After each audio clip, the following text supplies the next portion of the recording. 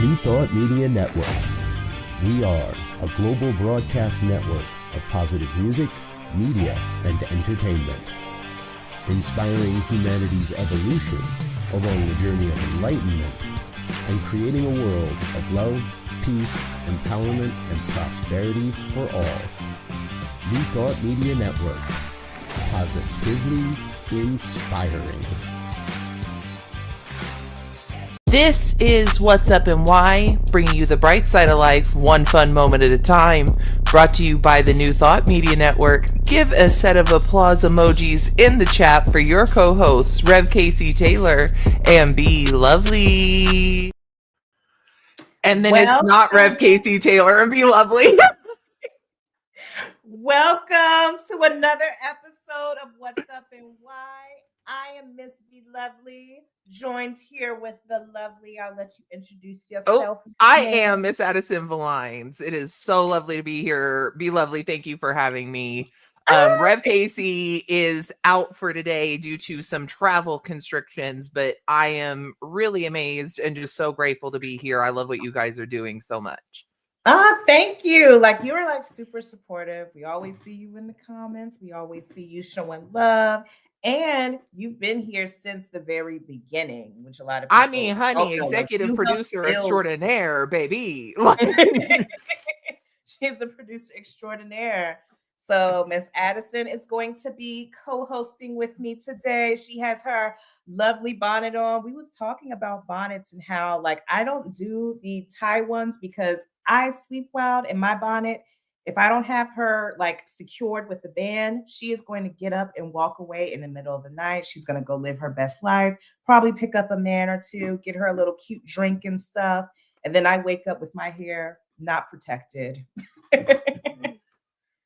And see, I found that with the bands, it slipped off my head more than with just. And but I feel like it's probably a little bit of hair texture difference, and my hair gets super oily, and so the band just floop to where if I can secure this thing down, you don't stay. You know, it's a little Oz.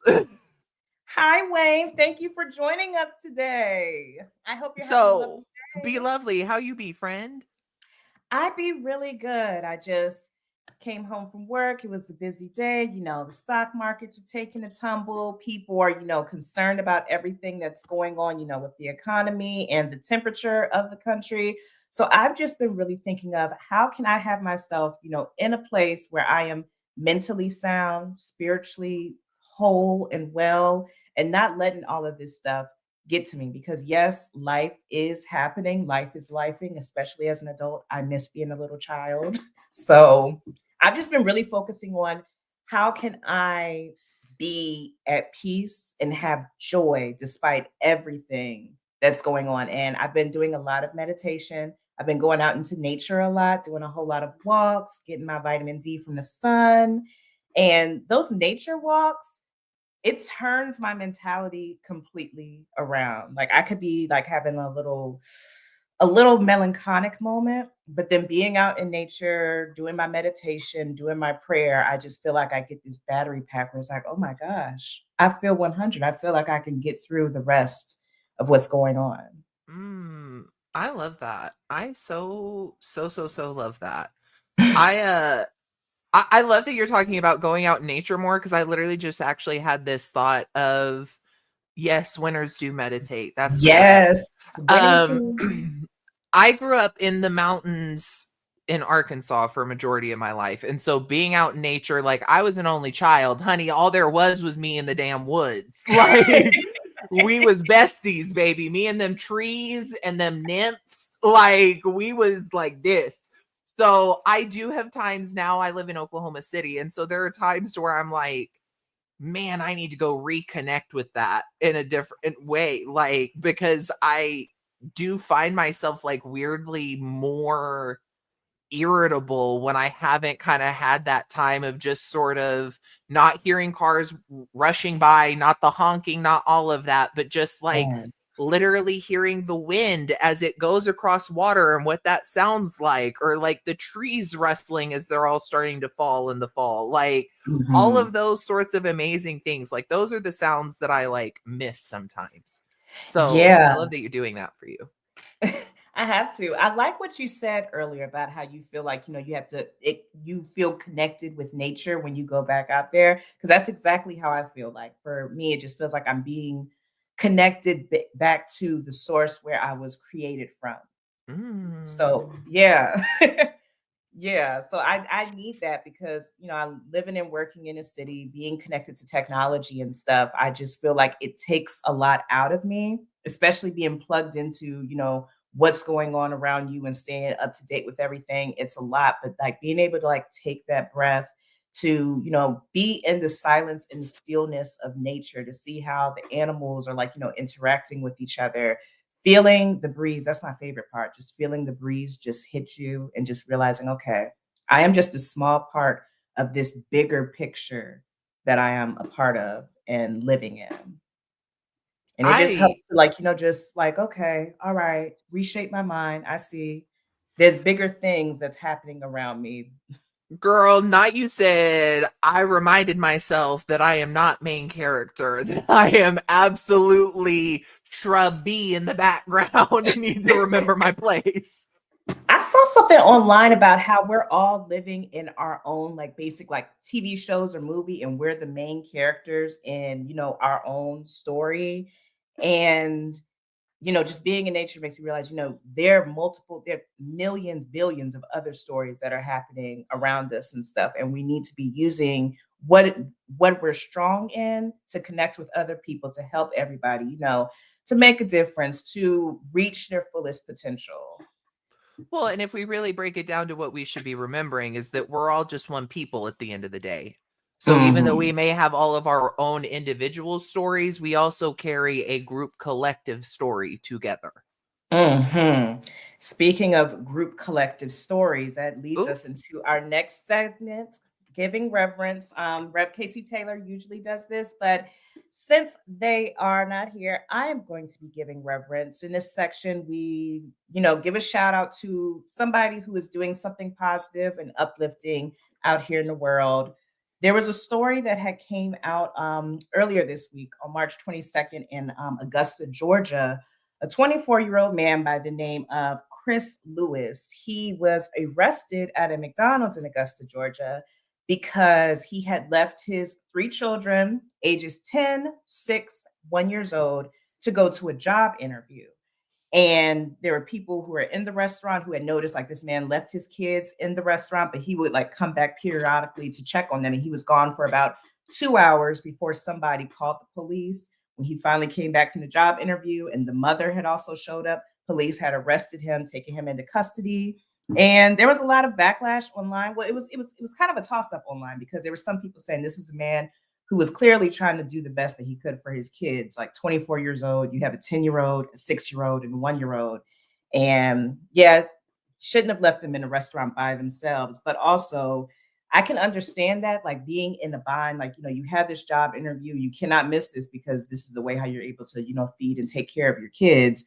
But also, there's the safety aspect. So he was arrested, and former NFL player Antonio Brown, he's been problematic in the past, but today I'm giving him reverence because when he saw this story online, he created a fundraiser online. Everybody started giving donations. They raised $60,000 for this father and three kids.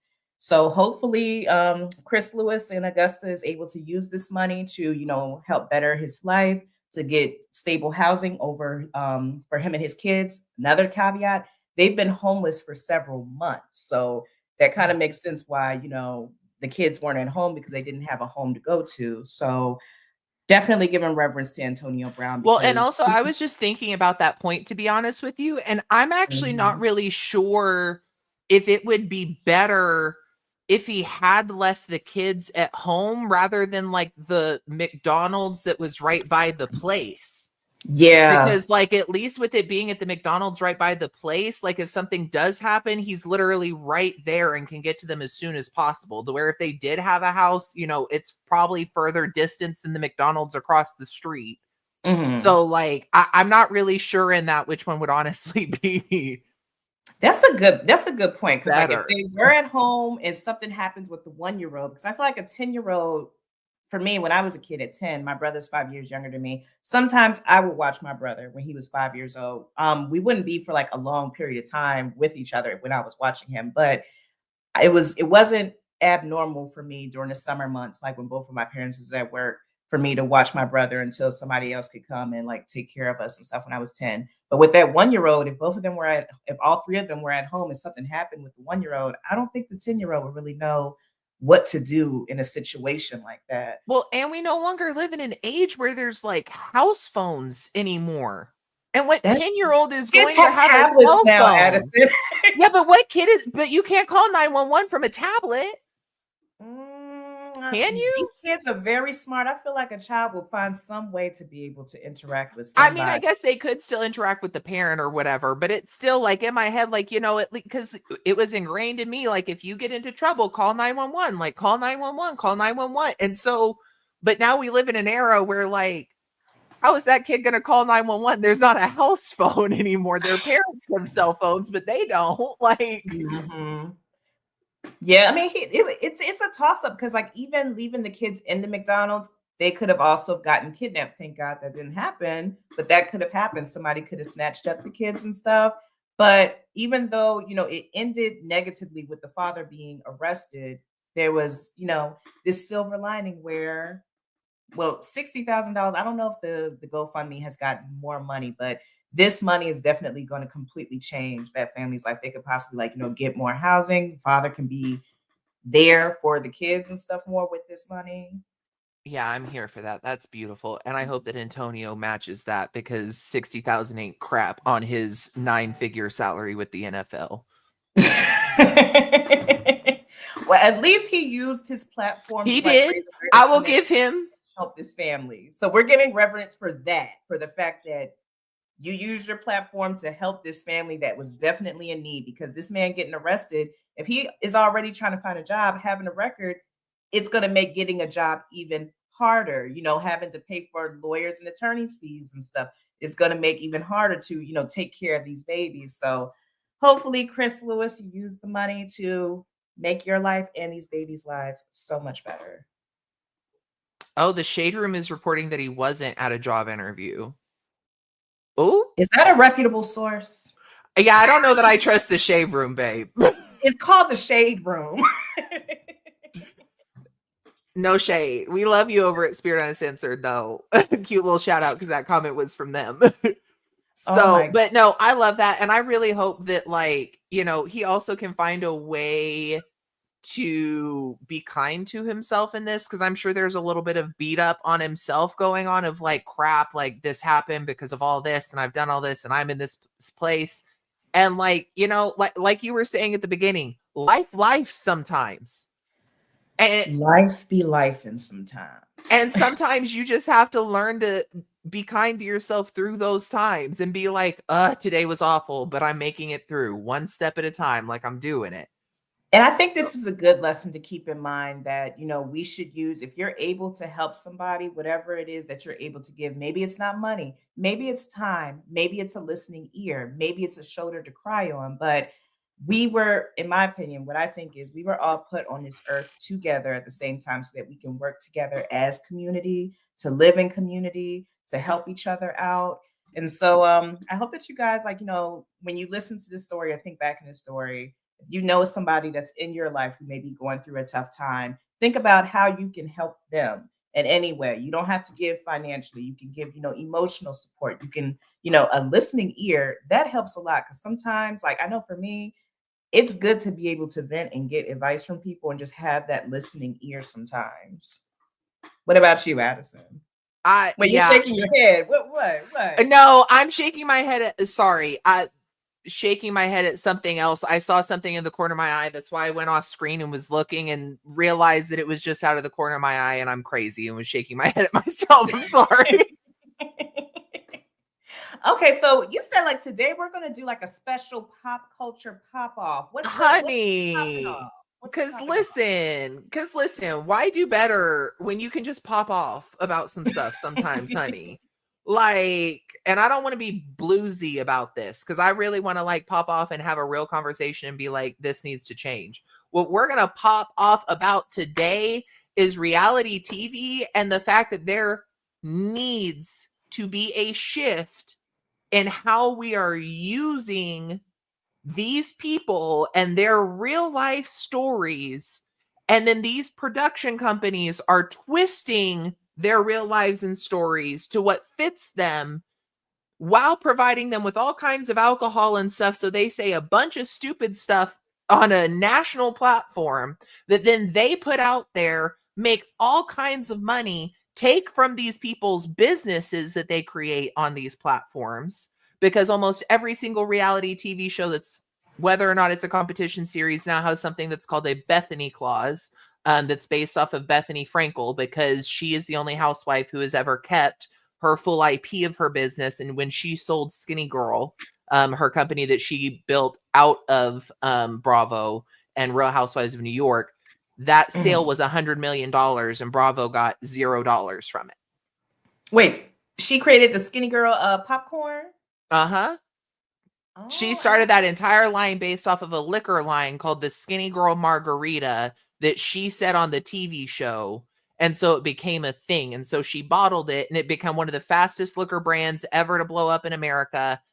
Sold to, I can't remember which liquor company, but sold to a liquor company for $100 million, all that sort of stuff. Bravo saw none of that money. So now literally in almost every single, it's industry standard now for a Bethany clause, which says that they can take anywhere from like 5 to 30%. Wow. Depending on the contract. Wow. Okay, so Bravo did that because her business made so much money and they made zero. So they're like, okay, we need a piece of the pie. Even though, honey, they're making bukus of advertising dollars and all that kind of stuff because millions of people watch each of those shows. Man, that's one thing that I don't get. Like this morning at my job, one of the Real Housewives of Potomac had came up to the station, and folks was like, "Ooh, wait, was it Wendy? Please tell me it was Dr. Wendy. Giselle. Oh, I like Giselle. But see, I've never watched a single episode. I've never watched any of the Real Housewives. Like the only time I used to watch reality TV was in the beginning stages, like when Flavor of Love, I Love New York, Jersey Shore. That's my guilty pleasure show. But then I was in middle and high school at that time. And then I just got to the point where I don't want to see all these people fighting. I don't want to see, all this name calling. I don't want to see all this arguments. Because for me, like with the environment that I grew up in, hearing people argue, it just it's a trigger for me. So and I remember we had a conversation before. You was like, you love the arguing in the reality shows. Here's the thing. I find that in real groups of friends, there's always going to be disagreements, whether it's on opinion, whether it's how someone does something, whatever.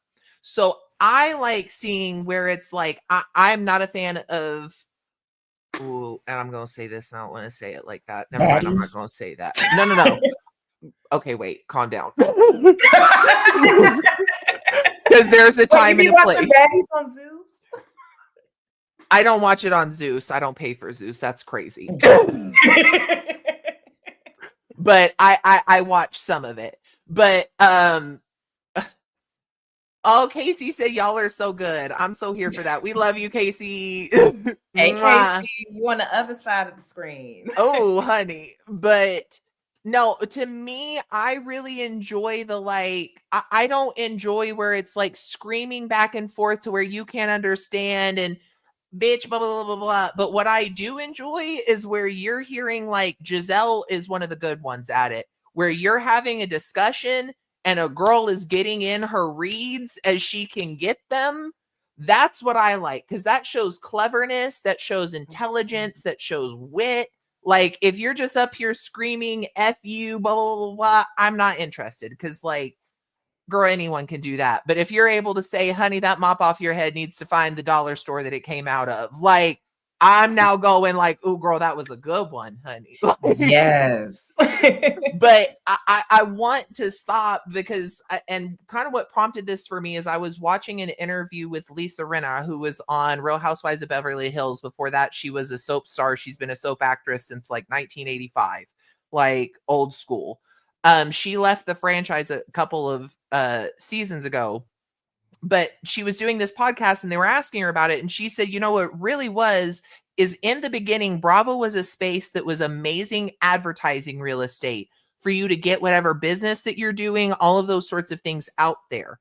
And then over the past few years, it has shifted from that to this social media game of everyone wanting to make the audience like them because the audience, because it's more focused on social media, controls your money a lot more. Of if they like you, you're going to get a lot more brand deals. You're going to get the good stuff. You're going to do all of this. If you're villainized on the show, which is not 90% of the time really your fault, it's edit and how they edited the conversations and all that sort of stuff, then you can lose money. And so, and she was like, and so because of the toxic fandom is why I decided to leave. But my point in this is that it's the production companies who are creating the toxic fandom. The producers who put the storylines together and everything. Baby, because you can't tell me you don't know what you're doing.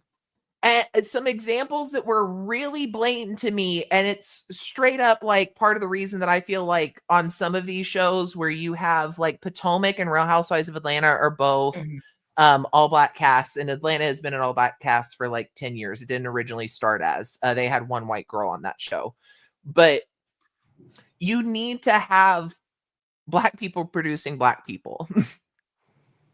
Well, I don't know, because in my opinion, let me explain why.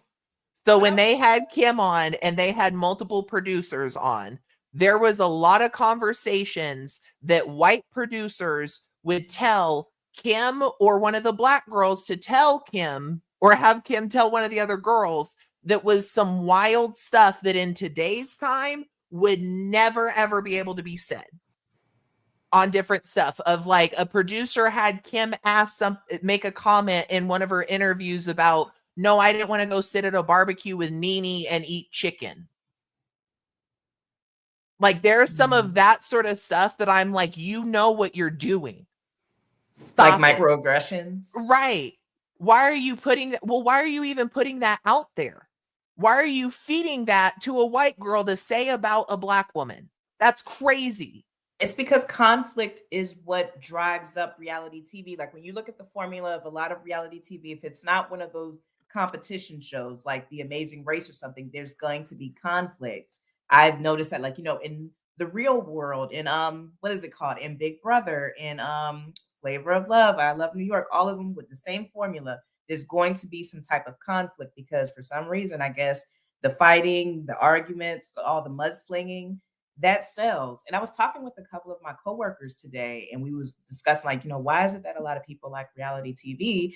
I think it's because people like mess. They just don't like mess in their own lives. But it's like a car accident. When you're driving by a car accident, you rubberneck. It's like, ooh, look at that. Glad it's not me though. And I feel like that's how it is with like the audience for a lot of reality TV. They want to see the mess and all that drama. They just don't want it in their own personal lives.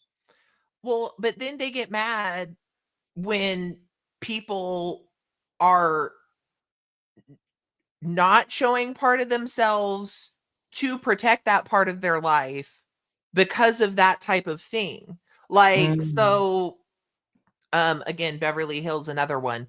One of the girls on there is Kyle Richards. She was a child actor that was on like Little House of the Prairie when she was a kid. She played little Laura on Little House of the Prairie and a couple other things. But she has recently like gotten separated for her husband of over 20 years, blah, blah, blah, blah. She entered into this really amazing friendship with this lesbian woman named Morgan Wade, who is like a singer of some sort, and brought her on the show. And people continue to speculate about like, oh, they must be together. Oh, they must be this. Oh, they must be that. And so it came up on the show this year as she's like, Morgan didn't sign up for this. She wasn't really comfortable with it last year. I don't want to discuss it. And the fans are mad at her like, well, why the hell not? Blah, blah, blah, blah. Because the storyline isn't true. And why should she drag her friend through the bullshit for you guys? And that's me saying that. That's not Kyle Richards saying that. Just to be clear, that is Addison Jane, MF and Villines right here. This girl. Like, it just doesn't make sense to me. And so I'm calling out reality TV production companies. Stop feeding people so much booze. They don't realize they don't fully comprehend what they're saying. And then you're feeding them lines to tell people so you can make them look like an ass on national television and be judged in front of millions of people. It needs to stop. These are people's real lives. These people have real emotions, and there's real life consequences. People have gone to jail.